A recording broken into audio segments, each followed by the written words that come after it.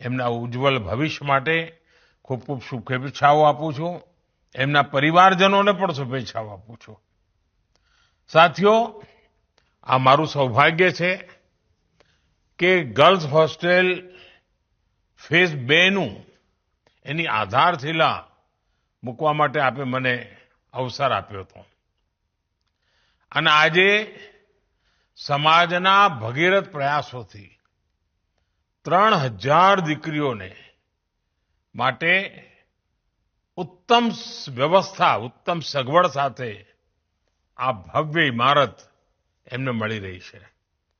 મને કહેવામાં આવ્યું કે વડોદરામાં કંઈ 2000 સ્ટુડન્ટ્સ માટે હોસ્ટેલનું કામ ચાલી રહ્યું છે, પૂરું થવાની તૈયારીમાં છે.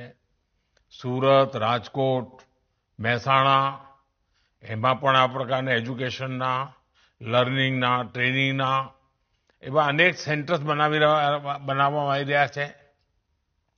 આ બધા પ્રયાસો માટે જે એમાં યોગદાન આપી રહ્યા છે એ સૌ અભિનંદનના અધિકારી છે. કારણ કે આપણો દેશ તો સમાજની શક્તિથી જ આગળ વધતો હોય છે.